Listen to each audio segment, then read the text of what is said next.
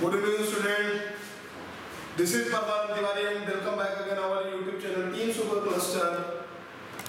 After many days बच्चों मैं फिर से आपकी क्लास लेकर आया हूँ। कुछ टेक्निकल प्रॉब्लम थी इसलिए लाइव क्लास में स्टार्ट नहीं कर पाया। लॉकडाउन की वजह से वो स्टूडेंट नहीं मिल पा रहा है बच्चों, और बहुत जल्दी 2-3 दिन में आपकी लाइव क्लास में स्टार्ट हो जाएगी। तो लास्ट टाइम मैंने डिस्कस किया था आपकी 10th क्लास के लिए, स्पेशली फॉर 10th क्लास में जो डिस्कशन किया था उसको टू भी कंटिन्यू करना चाहता हूँ। एटलीस्ट जब तक आपकी लाइव क्लास नहीं स्टार्ट होती तब तक आप वीडियोस से पढ़ते रहो। तो लास्ट मैंने डिस्कस किया था बच्चों, एक तो आपका पूरा चैप्टर कंप्लीट हो गया था पॉलिनोमियल, उसके बाद दूसरा आपका चैप्टर स्टार्ट किया था मैंने pair of linear equation in two variables.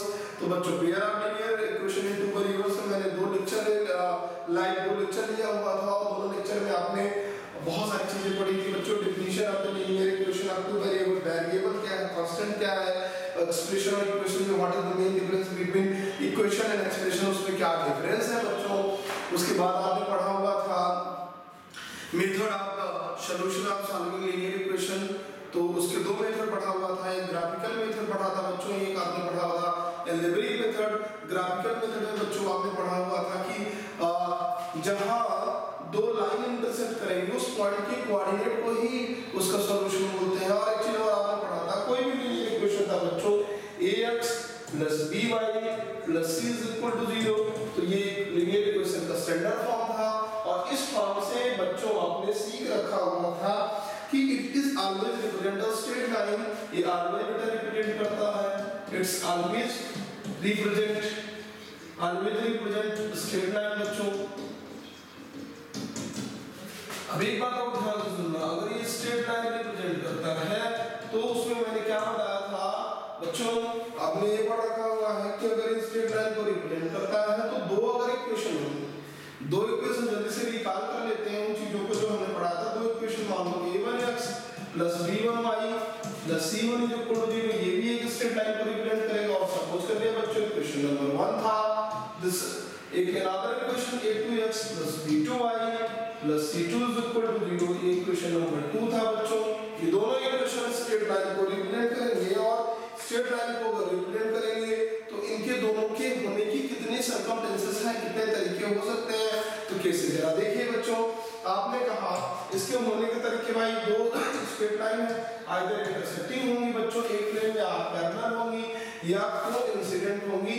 एक रास्ते पर जा रही बच्चा, दूसरी भी लाइन, दोनों एक ही रास्ते पे जाएंगे तो उनको कोइंसिडेंट बोलते हैं।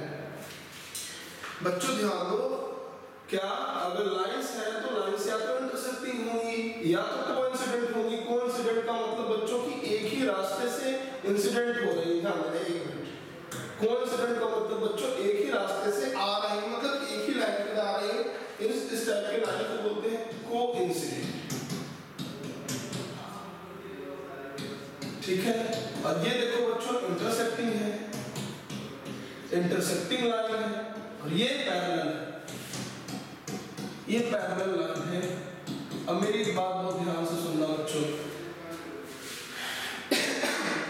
तुमने पढ़ रखा हुआ है कि दोनों लाइंस जहां इंटरसेक्ट करेंगी उस पॉइंट के कोऑर्डिनेट को ही ग्राफिकल मेथड से कहेंगे solution of the linear equation. जो x कोऑर्डिनेट है वो उसका x का सॉल्यूशन है, जो y कोऑर्डिनेट है y का सॉल्यूशन है। क्लियर बच्चों? तो जो हमारा सॉल्यूशन है वो तब निकल के आएगा जब लाइन इंटरसेक्ट करेंगी। अगर इंटरसेक्ट ही नहीं करेंगे तो उस पॉइंट का कोऑर्डिनेट कहां से निकलेगा। इस पॉइंट पे इंटरसेक्ट किया तो यहाँ पे एक कोऑर्डिनेट आया, सपोज कि इसका कोऑर्डिनेट x और y1 आया, तो इसका x की वैल्यू बच्चों x1 है और y की वैल्यू y1 हो जाएगी, बात खत्म। यही सॉल्यूशन था। पैरेलल लाइन है तो कोई भी सॉल्यूशन नहीं निकल कर आएगा। जरा देखो, पैरेलल लाइन है तो इनफाइनाइट तक पैरेलल लाइन निकल जाएंगे, कभी भी बच्चों इंटरसेक्ट नहीं करेंगी। तो इस केस में तुमने पढ़ा था नो सॉल्यूशन, नो सॉल्यूशन। अच्छा एक बार बच्चों आपने और पढ़ा था कि अगर इंटरसेक्टिंग लाइन है तो किसी एक ही पॉइंट पे इंटरसेक्ट करेंगी और उनके केवल एक कोऑर्डिनेट होंगे, इसलिए एक coordinate that means unique solution होगा। एक कोऑर्डिनेट मतलब यूनिक कोऑर्डिनेट होगा बेटा, और यूनिक सॉल्यूशन होगा, यानी उसके अलावा कोई दूसरा सॉल्यूशन नहीं होने वाला। अब जरा रिकॉल करते हैं बच्चों इस पर कि कोइंसिडेंट की बात करते हैं। भाई कोइंसिडेंट है तो इसी पे लाइन जाएगी, इसी पे दोनों।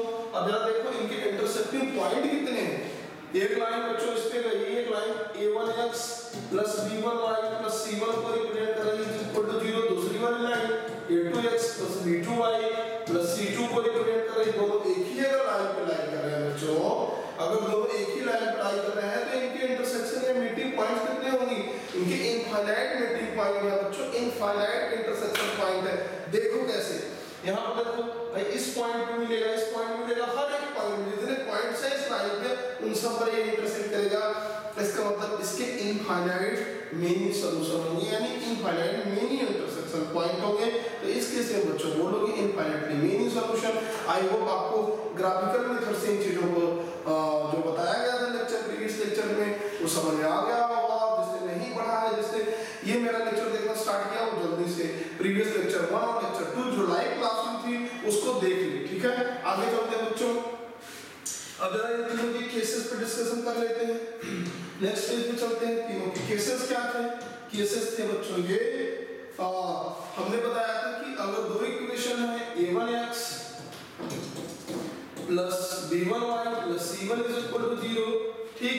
दूसरा equation a2x plus b2y plus c2 is equal to 0 है बच्चों। ये दोनों इक्वेशन नंबर 1 और इक्वेशन नंबर 2 है।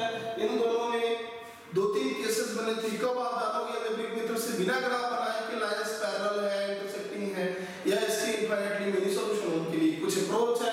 जल्दी से देखो उन अप्रोच को। हाँ, ये आए कहां से? क्रॉस मल्टीप्लिकेशन मेथड जो आपका अलजेब्रिक मेथड है वहां से अप्रोच आए, उनके बारे में अभी तुरंत डिस्कशन करने जा रहा हूं। पहले देख लो क्या अप्रोच होते हैं भाई। इनका x के कोएफिशिएंट का रेशियो a1/a2 अगर है, b1/b2 है बच्चों, और c1/c2 है।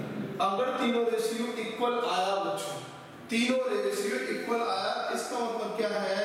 तीनों का रेशियो x का कोएफिशिएंट का रेशियो, y के कोएफिशिएंट का रेशियो, कांस्टेंट टर्म का रेशियो अगर तीनों आया तो इसका मतलब बच्चों वही इक्वेशन सेम है, कोएफिशिएंट अलग-अलग उन्हीं का मल्टीपल है, वही इक्वेशन पूरा सेम है, वही लाइन जा रही। हो सकता है कि प्रोडक्ट में coefficient 2xy 3y 4 is equal to 0 तो 2 को मल्टीप्लाई हुआ है, 5 को मल्टीप्लाई हो, राइट साइड में डिवाइड करने के बाद वही आ जाएगा। यानी रेशियो अगर सेम है, सेम रेशियो, ऊपर नीचे तीनों का मल्टीपल सेम है, तो इस केस में लाइंस क्या होंगी? कोइंसिडेंट होंगी। कोइंसिडेंट मतलब बच्चों ये लाइन जो आ रही है उसी पर दूसरी वाली लाइन को ओवरलैप करेगी। मैं इसको येलो कलर से बनाया, इसको व्हाइट से बना दे रहा हूं बच्चों। ओवरलैप करेंगी यानी कोइंसिडेंट होगी, एक ही रास्ते से निकलेंगी। और इस केस में बच्चों क्या होगी? Infinitely many solution. इनफाइनाइटली बच्चों मेनी सॉल्यूशन, एक सॉल्यूशन का कोई चांस नहीं इसमें, क्योंकि इनफाइनाइट पॉइंट्स पे टच कर रहे हैं बच्चों, इसलिए इनफाइनाइटली मेनी सॉल्यूशन। ठीक है, जरा देखो दूसरा वाला केस। अगर यही इक्वल ना, मतलब a1/a2 is equal to b1/b2, recall कर रहे हैं बच्चों जो हमने पढ़ाया था c1/c2, ये c1 जो कांस्टेंट है ये इक्वल ना हो, इन दोनों की ये दोनों इक्वल हो, बट बच्चों ये डज नॉट इक्वल टू हो जाए c1/c2, उस केस में क्या कहोगे? लाइंस आर पैरेलल, मतलब डायरेक्शन तो एक है और x और y की जो कोएफिशिएंट है अगर इनका रेशियो सेम है तो इनका डायरेक्शन सेम है, मतलब स्लोप सेम है, बट पैरेलल है, इनके बीच में कुछ डिस्टेंस है। ठीक है, तो पैरेलल लाइंस में स्लोप सेम होने का मतलब लाइन ऐसे हो सकती है, ठीक है, लाइन ऐसे हो सकती है बच्चों। वही मैंने कहा स्लोप सेम है। स्लोप होता क्या है? x एक्सिस से उस लाइंस का झुकाव। तो क्या है, जो सेम एंगल पे अगर ये थीटा है तो बच्चों ये भी थीटा ही होंगी। तो इस केस में ध्यान देना ये स्लोप है, इनका स्लोप सेम है तो लाइंस पैरेलल होंगी, और पैरेलल होंगी तो उस केस में a1/a2 is equal to b1/b2 है, but does not equal to c1/c2 है। और तीसरा वाला केस क्या है बच्चों? ध्यान देना। और इसमें क्या होगा? इस केस में तुम कहोगे नो सॉल्यूशन, कोई भी सॉल्यूशन नहीं है बच्चों। चलो आगे बढ़ते हैं। तीसरा वाला केस हमने क्या बताया था कि a1/a2 does not equal to b1/b2 है, बस इसी पर। तो इसका मतलब उनका रेशियो, डायरेक्शन सब अलग-अलग है बच्चों। रेशियो अलग होने का मतलब x के कोएफिशिएंट, दोनों की कोएफिशिएंट का रेशियो अलग हुआ, और y के कोएफिशिएंट का रेशियो अलग हुआ। उनका मतलब उनका स्लोप अलग है, अलग डायरेक्शन से जा रही, और लाइंस अगर अलग डायरेक्शन से जा रही, एक ही प्लेन पे है, तो कहीं न कहीं कभी भी इंटरसेक्ट जरूर करेंगी तो इनका डायरेक्शन अलग है बच्चों, ये ऐसे गया ऐसे, इस पॉइंट पे गई तो मान लो इंटरसेक्शन पॉइंट ए है, इस पॉइंट पे अगर इंटरसेक्शन पॉइंट ए है इसका कोऑर्डिनेट भी मिलेगा बच्चों, और कोऑर्डिनेट मिलेगा सिंगल कोऑर्डिनेट होगा और यूनिक कोऑर्डिनेट होगा, इसलिए यूनिक सॉल्यूशन मिलेगा। बस बात खत्म, यूनिक सॉल्यूशन मिलेगा और कुछ नहीं मिलेगा। तो ये बेसिक सी प्रॉपर्टी जो मैंने तुम्हें लेक्चर 1 लेक्चर 2 में बताया था, निकाल कर आए बच्चों, नहीं समझ में अगर आई कहां से चीजें हुई हैं तो एक बार फिर से वीडियो रिवर्स करो, नहीं तो लेक्चर 1 लेक्चर 2 रिवर्स जाके देखो। क्लियर? चलो आगे बढ़ाते हैं बच्चों, हम स्टार्ट करेंगे। उसमें हमने क्या किया था, हमने बच्चों आपको लेक्चर 1 लेक्चर 2 में graphical representation method of linear equation बताया और उसका इंट्रोडक्शन दिया। उसके बाद अलजेब्रिक मेथड में चल रहे थे, अलजेब्रिक में एलिमिनेशन आपको बता दिया था। सब्स्टिट्यूशन स्टार्ट करेंगे तो देखो method of solving of linear equation क्या था, ध्यान से सुनो। Method of solving of linear equation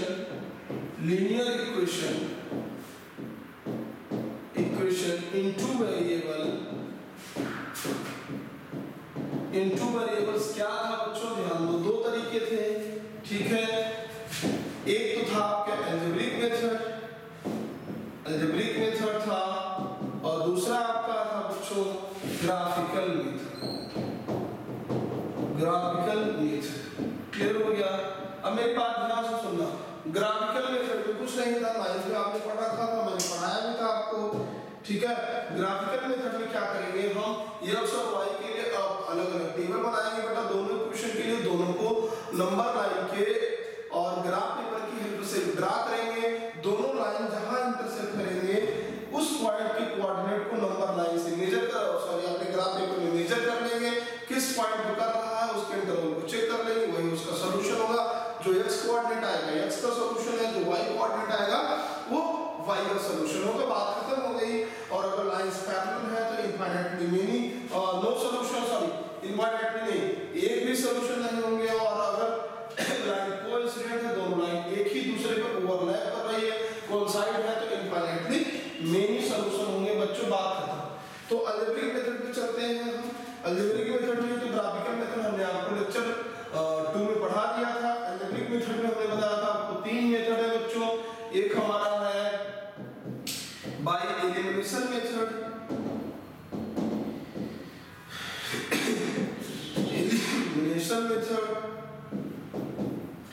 दूसरा है बच्चों बाय सब्स्टिट्यूशन मेथड, ठीक है बेटा मेथड। और तीसरा है आपका बच्चों जो मोस्ट इंपॉर्टेंट है, जगह कम है तो मैं यहाँ पे इसको स्क्रॉल करके लिख रहा हूँ, ध्यान दो। By substitution method, by elimination, और तीसरा जो है बच्चों है cross multiplication method. Cross multiplication method generally जो होता है बच्चों आपका क्वेश्चन सॉल्व किया जाता है बाय सब्स्टिट्यूशन मेथड या बाय एलिमिनेशन मेथड में।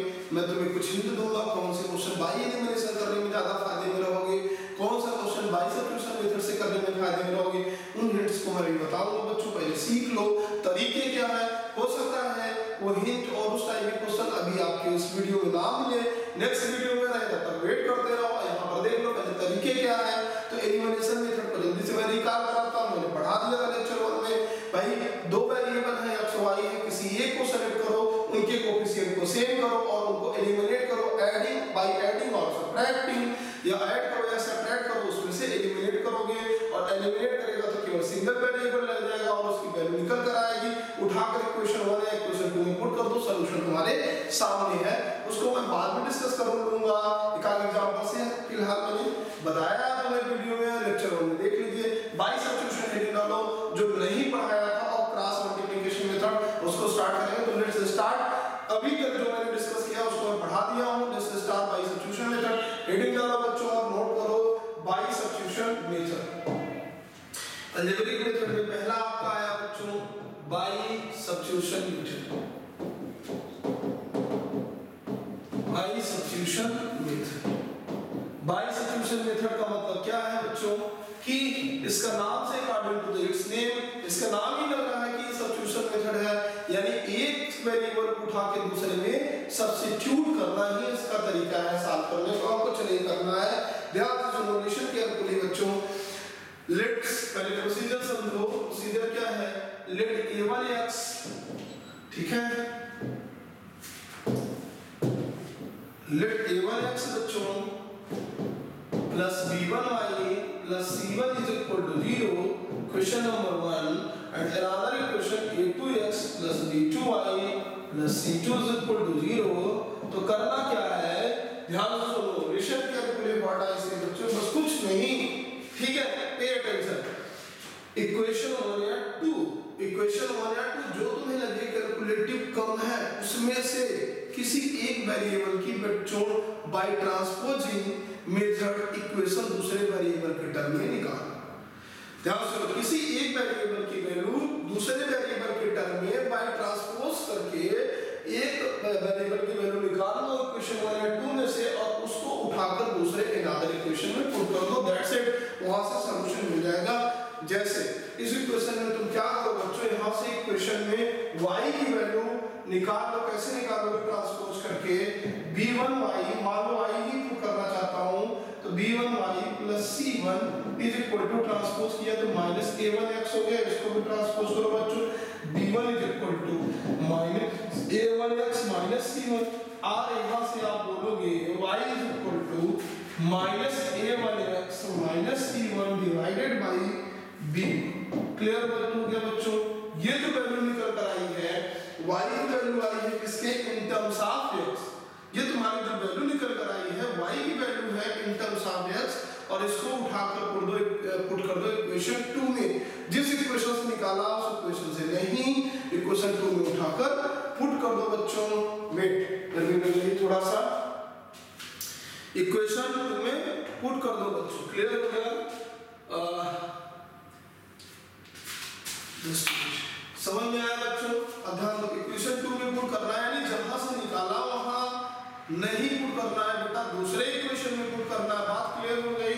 तो चलो यहां से देखते हैं, अब उठा के इसकी वैल्यू b1 की क्या करेंगे? इक्वेशन 2 में पुट करेंगे। तो अब देखो जरा, ये y है बच्चों, x के टर्म में इक्वेशन मिलेगा, और x के टर्म मिलेगा तो ट्रांसपोज करके हम क्या करेंगे? x की वैल्यू निकाल लेंगे। क्लियर हो गया बच्चों? बस x की वैल्यू निकल आई तो उस x की वैल्यू किसी इक्वेशन में पार्टिकुलरली फिर पुट करके y की वैल्यू ले लेंगे, या तो यहां से y जो मिला है x की वैल्यू पुट कर देंगे, सॉल्यूशन मिल जाएगा। यही सब्स्टिट्यूशन मेथड है, कुछ नहीं। लेट्स सी एन एग्जांपल देते हैं बच्चों।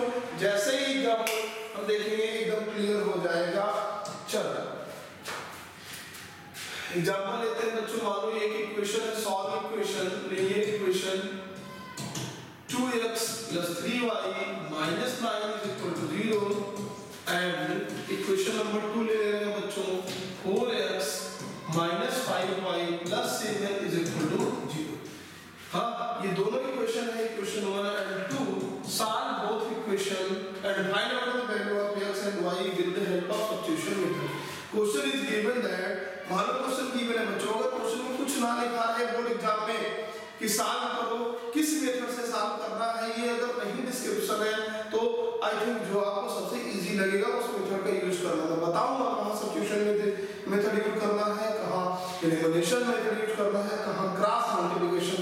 वेट चलो बच्चों, wait and to be continue, बने रहो इसके लिए। तो चलो स्टेप क्या है, किसी इक्वेशन से इसको सॉल्व करना है बाय सब्स्टिट्यूशन मेथड में लिख दे रहा हूं, बाय सब्स्टिट्यूशन मेथड। ठीक है, बाय सब्स्टिट्यूशन मेथड से सॉल्व करके निकालना है। तो करना क्या है, ध्यान से सुनो। करना ये है कि इक्वेशन 1 और 2 से किसी एक वेरिएबल की वैल्यू निकालो, उस इक्वेशन से जो वैल्यू निकल के आएगी वेरिएबल की दूसरे वेरिएबल के टर्म में रहेगा उसको दूसरे इक्वेशन में पुट करो और वहां से ट्रांसपोज करके सॉल्यूशन निकालो, बस। तो चलो यहां से बच्चों किसको रखना चाहते हो? चलो y को निकालना चाहते हो तो y की वैल्यू निकालो। लेते हैं बच्चों from equation 1, from equation 1 equation is given that 2x plus 3y minus 9 is equal to 0। मैंने क्या कहा, by transposing find out the value of any variable from the any equation। चलो निकालते हैं। तो y की वैल्यू निकालनी है तो 3y is equal to बच्चों इसको ट्रांसपोज करोगे minus 2x और minus से 9 बच्चों इधर ट्रांसपोज होके प्लस हो जाएगा। now 3y will be minus 2x plus 9 divided by 3। ये वैल्यू निकल के आई बच्चों, ठीक है, अभी नहीं, अभी 3 यहाँ पे है, एक मिनट जस्ट, ठीक है। अब देखो हमने क्या कहा, -2x + 9 कैसे आया बच्चों, ये आया कहाँ से, इधर ट्रांसपोज हुआ तो प्लस का 2 माइनस का 2 हो गया, और माइनस साइन इधर गया तो प्लस हो गया, और 3 कोफिशिएंट y इधर डिवाइडेड। क्लियर हो गया बच्चों, बहुत अच्छी बात है। अब बहुत ध्यान से सुनना, इसको हम ऊपर ले चल रहे हैं, ठीक है। इक्वेशन, एक मिनट, इसको इक्वेशन नंबर मान लो थर्ड बच्चों, याद है इक्वेशन 2 में put the value of y in equation 2, y की वैल्यू बेटा इक्वेशन 2 में पुट करते हैं। अब देखो दूसरी line, put the value of y, हाँ हम इक्वेशन 1 जो हमें y इक्वेशन 1 से मिला है बच्चों, इन इक्वेशन 2 बिगेट हमें क्या मिलेगी वैल्यू, जरा ध्यान देना, y की वैल्यू उठा के इक्वेशन 2 में पुट करेंगे तो जरा देखो बच्चों, ये 4x है, ये 4x है, -5 इनटू y की जगह जो वैल्यू है उसको उठा के पुट कर दो, -2x + 9 डिवाइडेड बाय 3। क्लियर हो गया बच्चों, प्लस ऑफ 7 और इज इक्वल टू 0, यही हमारा इक्वेशन 2 है। चलो इसको सॉल्व करते हैं, ट्रांसपोज करके कैलकुलेट करते हैं, और कुछ नहीं करना है बच्चों। यहाँ पर देखो ये 4x बना रहेगा, और ये 5 का इधर मल्टीप्लाई करोगे तो ये माइनस माइनस प्लस हो गया बच्चों, 5 टू द, अभी रुकिए, अभी इसको बच्चों 5 - 5 को माइनस बाहर रखो, एलएलसीएम लेके सॉल्व करते हैं। यहाँ पे 4x रहेगा बच्चों, 5 को इनसाइड करते हैं, बाहर भी माइनस लगा हुआ है तो 5 टू द हो जाएगा बच्चों माइनस का 10x, 5 × 9 = 45 डिवाइडेड बाय 3 प्लस 7 इज इक्वल टू 0। 3 से हम बच्चों एलसीएम लोगे तो इसका एलसीएम 3 हो जाएगा, 3 से आप मल्टीप्लाई करोगे तो 4 3 12 हो जाएगा, -10x हो जाएगा, प्लस 45 एज इट इज रहेगा, क्योंकि 3 से 3 डिवाइड करोगे तो 1 आएगा, तो 3 का यहाँ मल्टीप्लाई हो जाएगा, 21 होगा इज इक्वल टू 0। क्यों, क्योंकि इसका जो डिनोमिनेटर था बच्चों वो 3 था, 3 को क्रॉस मल्टीप्लाई किया तो 0। जैसे हम लोग देखो फिर से इसका डिनोमिनेटर 1, इसका डिनोमिनेटर 1 बच्चों, तो 1 3 1 का एलसीएम 3, 1 3 जा 3, 3 का मल्टीप्लाई करोगे 4 3 जा 12, 1 3 जा 3, 7 से मल्टीप्लाई करोगे 21, 3 से 3 कैंसिल आउट, -10x, एक मिनट, बाहर में माइनस लगा है, इनसाइड में प्लस है, ब्रैकेट लगा लो बच्चों, इसको अभी ओपन करना है, ये -10x है प्लस 45 है इज इक्वल टू 0, तो 3 को यहां मल्टीप्लाई करो ये भी 0 हो जाएगा। अब देखो ये क्या होने वाले हैं, आगे देखो यहाँ पे 12x एज इट इज बना रहेगा बच्चों, और ये माइनस 10 को कर देगा प्लस 10x, ठीक है, और ये बाहर वाला माइनस मल्टीप्लाई करके -45 करेगा बच्चों, और ये +21, और ये वाला 3 इधर क्लास मल्टीप्लाई होके 0। समझ में आया बच्चों, ये 0 हो गया आपका। अब मुझे तुम सब बताओ, सॉल्यूशन बहुत आसान है, 12x + 10x 22x -45 + 21, तो 5 में से 1 गया बच्चों, 4 + 2 गए 2, 24 - 24 is equal to 0, 22x is equal to 24, transpose किया x इज इक्वल टू बच्चों 24 डिवाइडेड बाय 22, 2 से कैंसिल आउट करेंगे 11 और 12, now x will be 12 by 11। x की वैल्यू बच्चों आपने सब्स्टिट्यूशन मेथड से निकाल लिया है। अब put the value of x in equation 1 2 किसी में पुट कर दो, या जो तुमने y की वैल्यू निकाल रखी थी इन टर्म्स ऑफ x यहां पुट कर दो, सॉल्यूशन तुम्हें मिल जाएगा बच्चों। तो इसको जल्दी से स्क्रीनशॉट लो, मैं नीचे करने वाला हूं। चलो x की वैल्यू बच्चों क्या आई है 12/11, चलो उठा के यहां पुट कर देते हैं इस इक्वेशन में।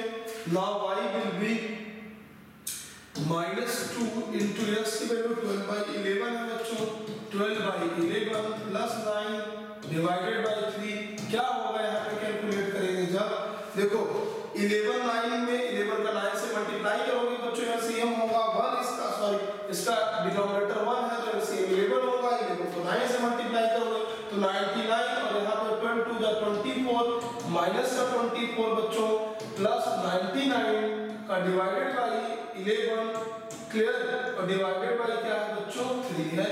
मुझे लगता है कोई दिक्कत नहीं है, तुम कैलकुलेट कर लो बड़ी आसानी से। यहाँ पर देखो 99 में 24 चला गया, ठीक है। चलो थोड़ा सा स्क्रॉल करते हैं ऊपर, 99 में 24 चला जाएगा तो ये माइनस है प्लस, तो प्लस का बचेगा। 9 में 4 गया बच्चों 5 और 9 में से 2 गया 7 तो प्लस का 75 डिवाइडेड बाय 11 आपका बचा हुआ है, डिवाइडेड बाय 3 है, डिवाइडेड बाय 1 होगा। तुम जानते हो कि ये इनसाइड मल्टीप्लाई होता है या एक्ससाइड मल्टीप्लाई होता है। बस आंसर 75 डिवाइडेड बाय 11 into 3 और कुछ नहीं करना है, दैट्स इट। तुम जानते हो 3 से डिविजिबल है 25 3 75 25, आंसर विल बी 25 by 11। किसकी value 1। Now y is equal to बच्चों 25 by 11 and x is equal to 12 by 11। This is your required solution. तो बच्चों इस इक्वेशन का ये सॉल्यूशन था by substitution method. I hope आपने समझ लिया होगा। It is very easy and very simple, आप कर सकते हो, but you have to understand about this. बच्चों सब्स्टिट्यूशन मेथड तभी हम यूज करेंगे, ध्यान देना, जब कोएफिशिएंट ज्यादा बड़ा हो। जब कोएफिशिएंट ज्यादा बड़ा हो तो उसमें इसका फायदा मिलता है कैलकुलेशन, वो चीज उनका कोएफिशिएंट एलिमिनेशन मेथड में ज्यादा लंबा हो जाता है तो वहां से बचते हैं। अगर कोएफिशिएंट कम है बच्चों, कोएफिशिएंट की वैल्यू कम है, 2 डिजिट में है 3 डिजिट में नहीं है, तो एलिमिनेशन मेथड यूज करना ज्यादा सिंपल होगा, क्योंकि जैसे एलिमिनेट होगा कैलकुलेशन कम हो जाएगा। अब क्विक हम सॉल्व कर लेंगे, ठीक है। यहां से आपको समझ आ जाएगा। जैसे फॉर एग्जांपल बच्चों हम एक एग्जांपल और कर लेते हैं, उसके बाद आगे करते हैं सब्स्टिट्यूशन मेथड से। अभी हमारे पास टाइम है, चलो देखो let's another example solve equations 2x plus 4y minus 1 is equal to 0, equation number 1, और x minus 5 plus 2 is equal to 0, equation number 2 by substitution method. मैं थोड़ा सा तेज करूंगा, आपको सबको ध्यान देना है बच्चों। सब्स्टिट्यूशन मेथड जल्दी से मुझे बताओ कैसे सॉल्व करोगे। देखो कुछ नहीं करना है, हम कुछ सॉल्व करूंगा। किसी इक्वेशन 1 से किसी एक इंडिविजुअल वेरिएबल की वैल्यू निकालूंगा, उठा के इक्वेशन 2 में पुट कर दूंगा। चलो मैं करना चाह रहा हूं इक्वेशन 2 से, क्योंकि देख रहे हैं यहाँ पे कोएफिशिएंट कम है, तो इक्वेशन 2 से बच्चों हम x की वैल्यू निकालते हैं इस बार। तो चलो सॉल्व कर देते हैं, हेडिंग डालते हैं सॉल्यूशन, स्टार्ट करते हैं। थोड़ा सा जूम जो है इसको छोटा करके इधर कर दें, इक्वेशन हमारे सामने है बच्चों, क्लियर। अब देखो यहाँ चलो ये लोग कलर ले रहे हैं, ठीक है। इक्वेशन हम ले रहे हैं फ्रॉम इक्वेशन 2 से बच्चों हम x की वैल्यू इस बार निकाल कर दिखा रहे हैं, दूसरे इक्वेशन पुट कर रहे हैं। पहले वाले में y को निकाला था, तो देखो 2x x minus y plus 2 is equal to 0 बच्चों। ट्रांसपोज करेंगे, y x की वैल्यू निकालनी है, तो चलो x को y को रहने दो। हाँ x is equal to बच्चों यहाँ ट्रांसपोज करेंगे तो y माइनस का है तो ट्रांसपोज होगा प्लस, और 2 प्लस का है तो माइनस। और इसको पुट करेंगे, put the value of x in equation first, value of x in equation first. बिगेट हमें क्या वैल्यू मिलेगी बच्चों, देखो जल्दी से। x की वैल्यू उठा के पुट करेंगे इक्वेशन फर्स्ट में, तो इक्वेशन फर्स्ट क्या है 2 into x की वैल्यू है y minus 2 और प्लस 4 into y की जगह बच्चों y ही रहेगा, क्योंकि y के टर्म में हम वेरिएबल्स को ले रहे हैं, इस बात का ध्यान रखना। और माइनस 1 is equal to 0। अब देखो 2 से मल्टीप्लाई करेंगे, 2y minus 2 2 is 4 plus 4y, हाँ माइनस 1 is equal to 0 बच्चों। 4y प्लस 2y को ऐड करेंगे, दिस इज 6y, और माइनस 4 माइनस 1 बच्चों माइनस 5, दोनों ऐड हो जाएंगे क्योंकि माइनस टर्म में है, इज इक्वल टू 0। और यहाँ से देखो ये क्या निकल कर आएगा, सॉल्व हो गया बहुत जल्दी क्विक। बेटा y की वैल्यू निकल के आएगी यहाँ पे 5/6, y की वैल्यू 5/6 आई, उठा कर यहाँ पुट कर दो, x की वैल्यू मिल जाएगी, क्लियर। तो y प्लस से नहीं लिख रहा हूँ बच्चों, यहाँ पे x की वैल्यू y की वैल्यू 5/6 तुमने निकाली है, 5/6 - 2 मल्टीप्लाई हो जाएगा, LCM इसका 6 ही रहेगा क्योंकि 2/1 है बच्चों, 6 2 is 12, तो ये हो जाएगा imply that 5 - 12 divided by 6, और ये हो जाएगा 7 और 5 का डिफरेंस बच्चों 12 में से 5 जाएगा प्लस का, तो 7 बचेगा -7/6, ठीक है बच्चों, ठीक है। तो ये आपका सॉल्यूशन आ गया। now you will get the value x is equal to minus 7 by 6 and y will get the value 5 by 6.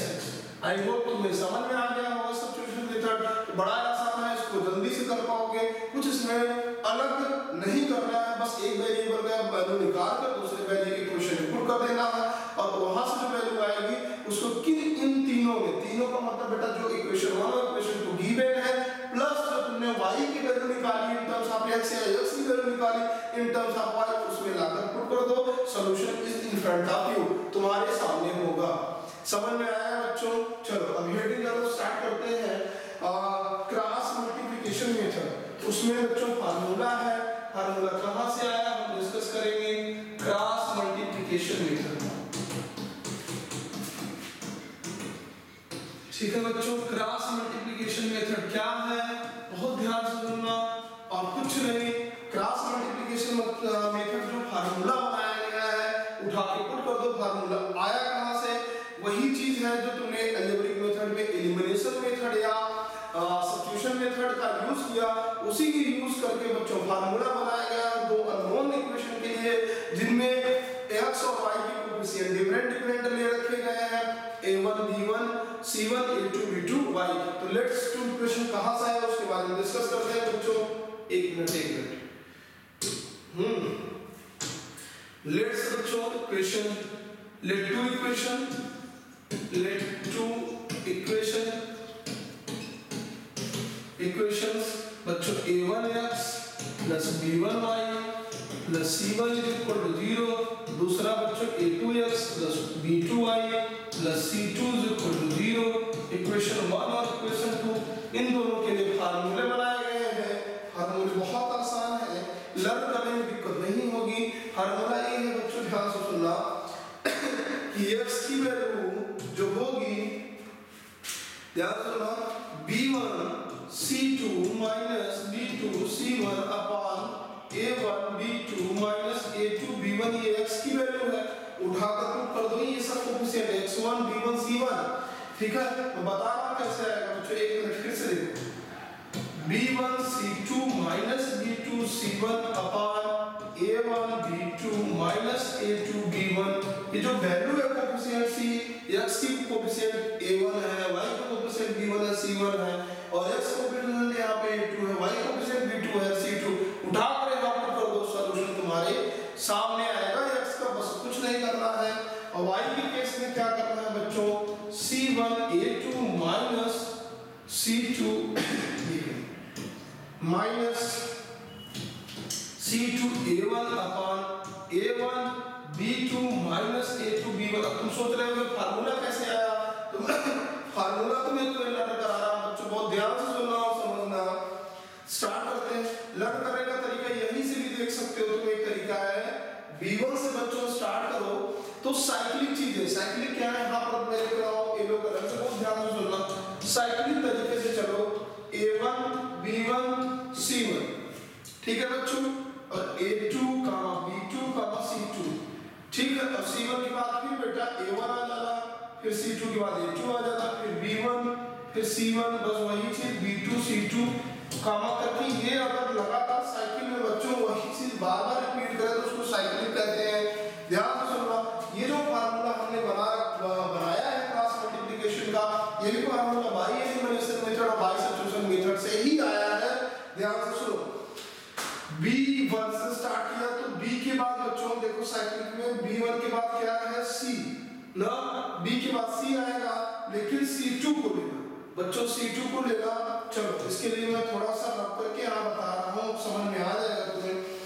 b1 के बाद c2 को लेना, कहाँ से हो रहा है इन चीजों को स्क्रॉल करके थोड़ा सा ऊपर कर रहे हैं, देखो ऐसे लिख डालो a1 b1 c1, ठीक है, फिर बच्चों a1 लिख डालो यहाँ पर, a2 b2 c2 a2 लिख डालो। बस क्या करना, यहाँ से स्टार्ट करना बच्चों, सेकंड वाले रो से स्टार्ट करना, सेकंड वाले कॉलम, इसको कॉलम बोलते हैं बच्चों, पहला column, second column, third column, fourth column, वही चीज साइक्लिक में हमने कहा, लिख लो, स्टार्ट करो, b1 का c2 से मल्टीप्लाई करो बच्चों, और फिर माइनस के साथ b2 का c1 से, ठीक है। x की जो वैल्यू हमने कही कैसे निकालोगे, x का न्यूमरेटर देखो क्या है, B1 का C2 से मल्टीप्लाई किया माइनस B2 का C1 से, B2 का C1 से। क्लियर हो गया? समझ में आ रहा है बच्चों? ये x का आया B1 C2 minus B2 C1, और उसके बाद बच्चों फिर ध्यान दो C1 का A2 से मल्टीप्लाई करो फिर C2 का A1। लेफ्ट हैंड साइड को पहले लिखना पॉजिटिव, राइट हैंड साइड वाला लेफ्ट हैंड साइड मतलब जो ऊपर से स्टार्ट होगा वो पहले होगा, जो नीचे से होगा दूसरे वाले रो से वो माइनस में होगा। ठीक है? जो ऊपर होगा ऐसे रखो, जो अपवर्ड से नीचे जो ऊपर होगा बच्चों को ज्यादा है तो प्लस में होगा, जो डाउनवर्ड है वो कम है तो माइनस में होगा। बात खत्म। B1 C2 प्लस में था, माइनस B2 C1 माइनस में था। फिर देखो C1 A2 बच्चों प्लस में है तो यहाँ पर मैं लिखूंगा। अब एक बात ध्यान से सुनना तुम, ये x की वैल्यू है और डिनोमिनेटर, मैं डिनोमिनेटर अभी तुम सबको बताना कहां से आएगा, A1 B2। ठीक है ना? डिनोमिनेटर कॉमन होगा बच्चों B1 B2, A1 B2 minus A2 B1, दोनों का डिनोमिनेटर सेम होगा A1 B2 minus A2 B1। Clear हो गया? तो यहां लिखोगे A1 B2 minus A2 B1 दोनों का सेम होगा। ठीक है? अब बच्चों ये x की वैल्यू आ गई, y की वैल्यू देखो यहीं से C1 A2 minus C2 A1, और अपार्ट डिनोमिनेटर दोनों का same A1 B2 minus A2 B1। समझ में आया? तो बुक का फार्मूला है बच्चों, अगर थोड़ा सा आपको टफ लगा लर्न करने में तो इसका एक और सिंपल तरीका है कैसे लर्न करोगे। जल्दी से इसको स्क्रीनशॉट लो, मैं दिखाता हूं। ठीक है बच्चों? क्लियर हो गया? चलो स्क्रीनशॉट करो बच्चों, ऊपर चलते हैं। क्लियर हो गया? अब मेरी बात ध्यान से सुनो, सेम चीज वही है कि अगर बच्चों मैं कहूं आपसे x अपान जो न्यूमरेटर है, क्लियर, इसको लाकर यहां पर कर दो, इसको लाकर यहां पर कर दो बेटा, इसको डिवाइड कर दोगे इस न्यूमरेटर को यहां पर, तो क्या होगा B1 C2 माइनस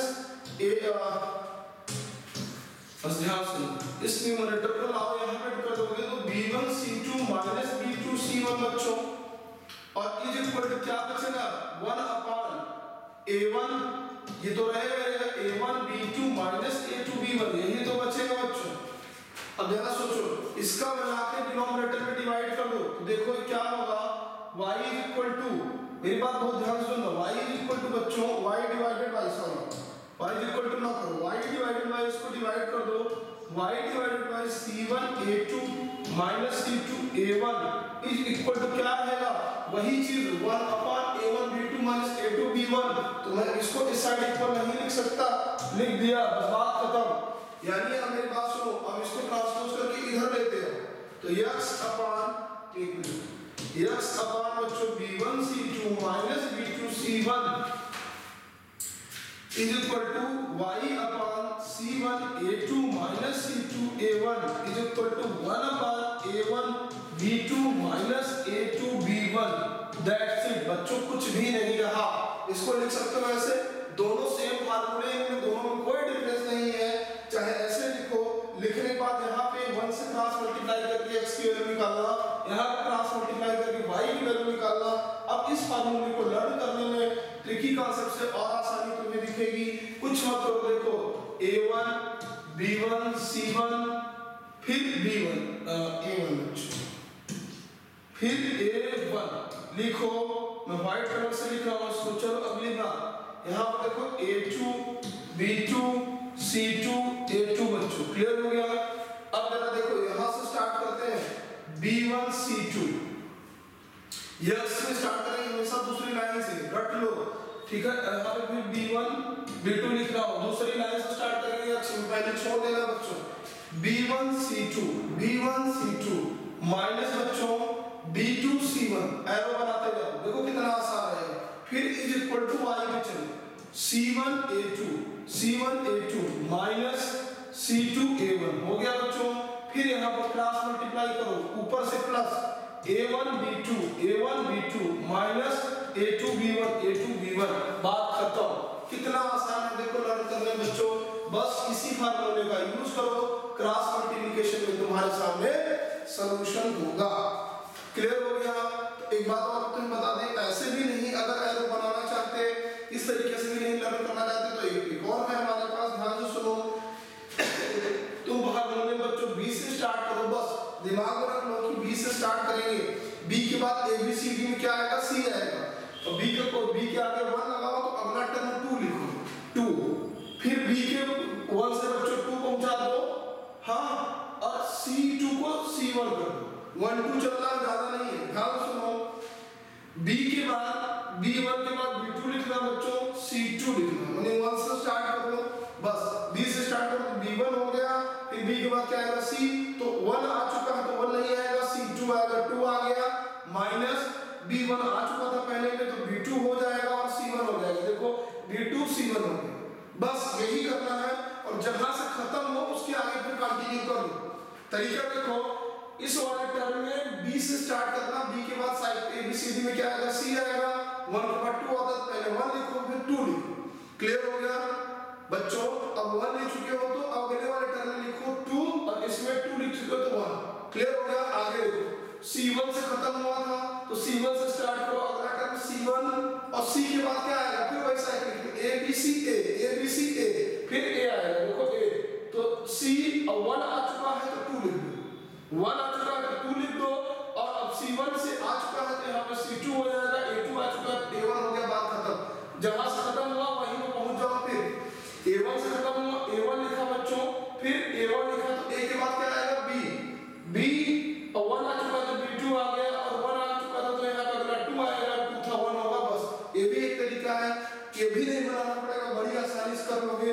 मैं नेक्स्ट स्टेप के लिख के तुम्हें दिखाता हूँ, स्टार्ट कर देखो, यहाँ देखो x B से स्टार्ट करो, 1 आ चुका है तो B के बाद बच्चों क्या आएगा, C, 1 आ चुका तो यहाँ पे 2 लिख दो, बस माइनस में यहाँ पे 1 आ चुका है तो बच्चों 1 के बाद 2 लिखो, और 2 आया तो 1 लिखो, ये आ गया formula is equal to y, जहां से खत्म हुआ वही लिखो, C1 बच्चों, C1, और उसके बाद फिर C के बाद क्या लिखो, C1 आ चुका, एक मिनट मैं रब कर रहा हूँ, ठीक है, C1 आ गया बच्चों, एक मिनट, C और 1 हो गया, अब मेरी बात ध्यान सुनो, C के बाद क्या आएगा, मैंने कहा A B C A ऐसे चलेगा, A B C A side में रटो, ठीक है, तो C के बाद क्या आएगा बच्चों, C के बाद फिर A आएगा, A पहुंचाओ, 1 आ चुका है तो यहाँ पे 2 लिखो, माइनस यहाँ पे 1 आ चुका था तो यहाँ पे C2 हो गया, और A2 है तो A1 हो गया, बात खत्म बच्चों, is equal to 1 upon A1, ये देखो A1 आ चुका है तो